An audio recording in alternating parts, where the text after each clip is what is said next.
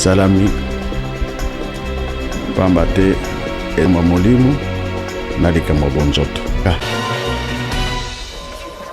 Mokonzi ya Lingomba Kimbangiste na mokili mobimba biso bapandi sango ya yo ya radio television Kimbangiste posene pene na yo simena milulu minene oyo ezalaki na Kinshasa le 22 juillet pona bobimi ya tata Simbo Kimbangu solo na boloko toye na mbanzo mikanda le octobre tulingiye banana na bandimi boni ozali malamu na kombo tata mwana pe tata molimo santo ngai naza malamu ndenge olobele yango le 22 juillet kolo wana nazaki na esengo mingi oyo bakoko balobaka batata na biso mpe bauti koloba yango esalami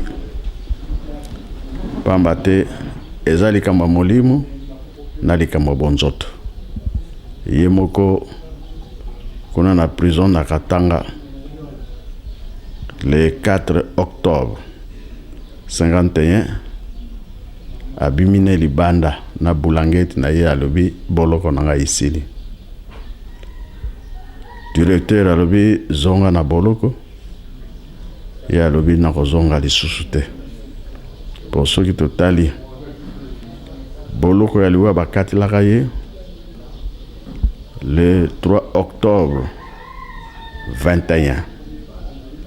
Maintenant, le 3 octobre 51, 30 ans. Alors, les 4 abimi. 4 wanande alobi na kozonga lisusu te. Polo konangana. Isili, ndenge toyokanaki na nkolo na ngai. Oyo atindaki ngai. Donc, sengo mingi. Wanande ezalaki ye na nkolo Yesu. Sikawa oyo esalamaki le 22 juillet ezalaki lokola kokokisa na bonzoto. Ye pe alobaka yango ke bango bakangi ngai bakotinga na boloko bango kaka pe bakobimisa nga na ntango wana toloba leta pour depuis 50 atikala so na bonzoto yo te biso toyebi ke abima me nakokokisa likambo azalaki kaka na boloko nde esengo yango wana lokola likambo esili.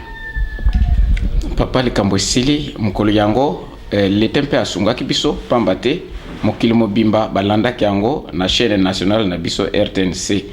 Kasi likambo ekamwisi bato papa Mfuma Longo tata Simbo Kimbangu amoni mpasi 37 000 familles. Ça